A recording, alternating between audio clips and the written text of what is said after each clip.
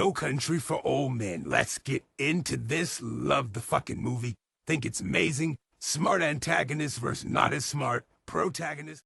So, Anton has been a busy boy. He's already strangled a sheriff's deputy, took a cop car, and hit the road. He's on his way to switch and swap for his next goddamn vehicle to keep it moving. He's on his way. He's well on his way to handle whatever the fuck it is he's trying to get handled. He's getting it done.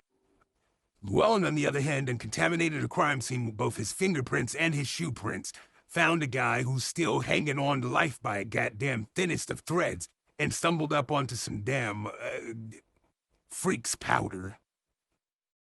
Side hustle, no muscle, finds some fucking money at the goddamn crime scene and gets away with it scot-free, but then he lets Jiminy Cricket bring his ass back in the middle of the goddamn night, only to get shot at and chased at, even though he was clear, free and fucking clear with that goddamn money, and had no reason to come back out this bitch. Now he's running for his goddamn life. He make it back to the goddamn trailer that he lives in with his wife, pull that goddamn money back from underneath the goddamn trailer, and tells her, you know what I'm saying, hey, we got to get the fuck out of here, you know what I'm saying, I stumbled up onto some goddamn money, you know what I'm saying, these motherfuckers coming after me, you got to dip, and I want you to go to your mama's. That's stupid as hell, dumb as fuck. That's the first place anybody is going to look for her. If they know anything about this bitch, they going to go looking at her goddamn mama's spot, because that's what everybody do when shit gets hot. You go to your mama's spot, you lay low for a little bit. So this was dumb, all the way dumb. The fact that this poor girl now has to run for her life over some money that she ain't even got to spend not a penny of is fucked all the way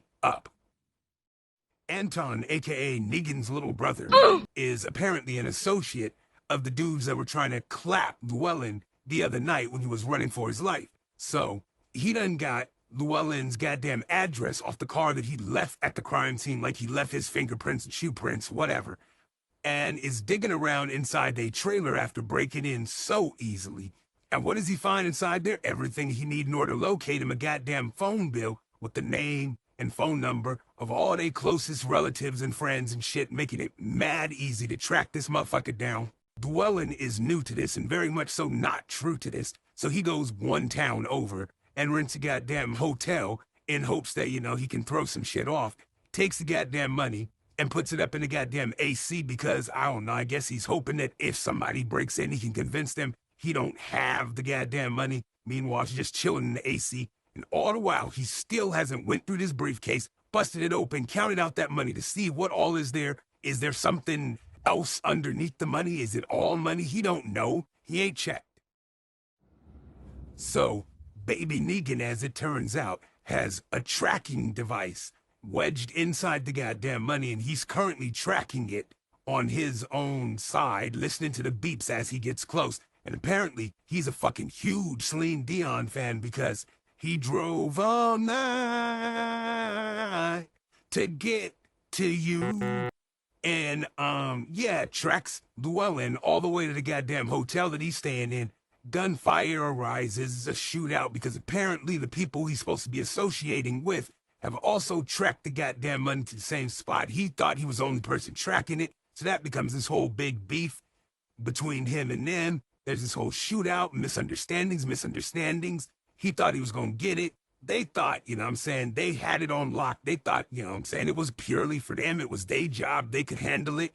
Apparently somebody had some trust issues and they double booked this, and double booking never goes well for the people who are being double booked.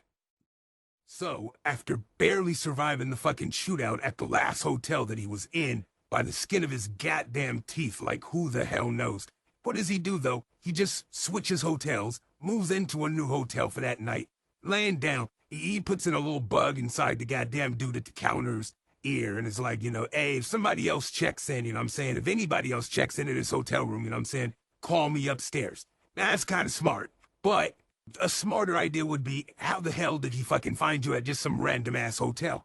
Finally, that shit checks in, clicks in for this motherfucker, and he pops up and decides he wants to check the goddamn money. Let's inspect it a little bit. Starts pulling out the goddamn stacks of cash, only to find the fucking tracking device in one of them, and it's loaded with goddamn ones. It's not even as much money as he really thought, but a wiser person would have found that out a long ass time ago, because a wiser person would have wanted to count out that goddamn money just to know exactly how much was in there, what all was there. But I digress. So after doing his due diligence on that, he discovers somebody else is in there. The dude didn't call trees. He probably got wasted downstairs. So what does he do? Turns off the light in his room, sits on the goddamn edge of the bed with the goddamn shotgun in his hand, facing the door, and just waits right in front of the door. Dumbest shit you ever want to see. You like, really?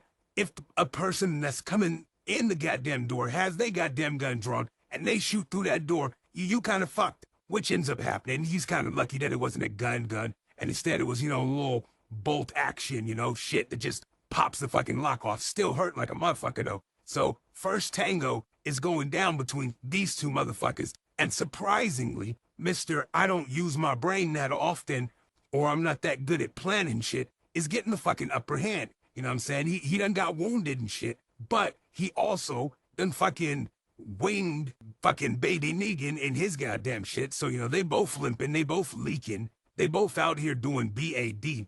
But it gets stupider because even though you got this man on the run, and he done dropped his fucking blicky, and he running and ducking and hiding behind cars and shit, this motherfucker got the drop on him, could end this shit at any moment, and instead just walks away instead, hawking him down and clapping him and ending this whole little skirmish. No, instead he's like, nah, I'll let him limp off, live another day. You know what I'm saying? Maybe he'll take it easy on me when he's got the upper hand. Instead of just ending it right there while you got the upper hand. What the fuck? What the fuck? Llewelyn, you do not let baby Negan live. Have you seen The Walking Dead, sir? If you got a chance to excellently out Negan, you take it, bro. You take it. So, after their whole motherfucking skirmish, and baby Negan done survived because dipshit didn't realize that he should fucking clap him, this motherfucker decides, oh, you know what? I actually am that dude. So, I'll go ahead and, fucking fix myself up on my own goddamn terms, you know what I'm saying? I know how to handle that shit. So, he sets his plan in motion because he's just built like that, and he does this shit clearly before 11. Takes down a whole goddamn fucking car outside a fucking pharmacy to start a distraction. Everybody takes off out there. This motherfucker clears that bitch out of every goddamn thing he needs, heads back to the fucking hotel. He cleaning his wound and shit. Like he real skilled and real quiet and just like, he just real focused when he do this shit. This is not his first rodeo. This is not his first time fucking being in this kind of situation. And that motherfucking Llewelyn is gonna pay for letting this motherfucker live. Like, he heals himself up, bandages his shit up, stays out the hospital, stays off the goddamn radar, and he coming for this boy on some Terminator shit. Like, he gonna make him pay. He gonna do some damage to this dude. So, on the flip side, Llewelyn, on the other hand, he, again, is not motherfucking built for this goddamn life. That boy stay fumbling his goddamn bag, even though he's holding the goddamn bag. But, I digress. This motherfucker takes his ass to the goddamn hospital because he can't patch up his wounds. He not that soldier, that dog ain't in him. He don't know what the fuck to do with that. So, he pays somebody some money, and they drop him off at the goddamn hospital. He wakes up, and fucking Carson, this other goddamn assassin, whatever the fuck you want to consider baby Negan to be, he work on the same sort of team. Done found him at the goddamn hospital and is chilling there waiting for him to wake up and is like, yo, baby Negan is on that ass, bro. And you gonna need somebody who can hold you down. Baby Negan, when he wants you clapped, you clapped. So you hand me the money and I can see to it that you keep some of the money and I can keep baby Negan off that ass. This motherfucker's out here like, nah, I'm a fucking vet. I do welding and shit, blah, blah, blah, blah, blah, blah, blah, blah. I can hold myself down. I got this. He ain't got shit. He really don't. At this point in the motherfucking film, you would think motherfuckers would understand that baby Negan is not playing out this bitch. He's the antagonist and he takes his motherfucking job serious than a motherfucker. Every time he's on the screen, you are holding your goddamn breath because you know somebody probably finna get motherfucking clapped, right? So Anton motherfucking follows Carlson. He done stalked the man down and found him. They both supposed to be working for the same fucking, hitman squad or whatever. They associates. But he done found this motherfucker at his goddamn hotel, follows him up the goddamn stairs to his room. And now he's like, they done fucking double booked this shit again? I don't know how many times I gotta teach these people this goddamn lesson about fucking double booking this shit. But it's a wrap for you, Carlson. And Carlson is like, nah, wait, you ain't gotta clap me, fam. Like, it's all good. I know where the money is. I can get you the money. Now you're trying to make a deal with baby Negan because he realized baby Negan got the upper hand, but he always did. This motherfucker trying to propose the same deal he proposed to Llewelyn, like, I can get you money, all you gotta do is just let me go. And fucking baby Negan is like, nah, bruh, don't shake now. Don't shake now. You weren't shaking when you fucking took the goddamn deal, homeboy. So I ain't trying to hear none of that goddamn bullshit. You stepped on my goddamn toes. Now it's time for me to step on yours. Guess what? My foot's bigger. My stomp is harder. So I'm probably stomp your fucking foot the fuck off. You did this to yourself, though, homeboy.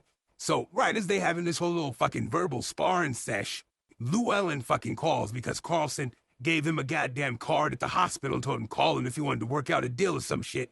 But fucking Negan, baby Negan, is chilling right there, and he hears this whole fucking, like, the fucking phone ringing and shit. And he's like, oh, you were really trying to be about that life and live it double ways. You trying to work out a deal with me, and trying to work out a deal with old boy. Claps and pow. So baby Negan picks up the goddamn phone, right? As Llewelyn's fucking calling. He's like, yo, you know who the fuck you talking to right now? You talking to that motherfucker. That dude. That dude you don't come back from, motherfucker. And Llewelyn don't seem to realize, like, how deep in the vice his ass is, because clearly the goddamn company who owns or who has the claims to the goddamn money is sending out hella hitters to try and retrieve that shit. You ain't even just got baby Negan on that ass. You got baby Negan and hella other associates, because this company is not a stranger and will not hesitate to double book some bullshit. So he's like, listen, motherfucker, I'm gonna give you one shot to save your goddamn wife, right? You bring that goddamn money here, you put it to my goddamn feet, I'll let your wife go. You cannot save your own life, though. If you make me chase you, and I gotta chase you to get that shit, I'm gonna clap you, I'm gonna clap your wife, I'm gonna clap everybody close to your motherfucking ass. This motherfucker is like, nah, you know what? I'll make special project out of you. I'm gonna handle this. I'm a strong man, blah, blah, blah, blah, blah, blah. So he makes a deal to go and freaking meet up with his wife at this goddamn hotel. And instead of staying the fuck inside, knowing that it's hella clappers looking for him, he done already met two of them, Carson and baby goddamn Negan. This motherfucker is chilling outside, poolside, flirting and fucking entertaining fucking bitches while he waits for his wife and his goddamn mother-in-law to show up at the goddamn pool and shit, so he can fucking, I don't even fucking know what the fuck his plan was from there to what, just dip. Just run as far and fast as you fucking can with the goddamn money. Guess what? You should have did that when you first fucking found it. It's too late to try the goddamn bullshit now. So he outside waiting and shit and fucking entertaining this goddamn bitch who want to get him drunk and shit and handing him beers and shit.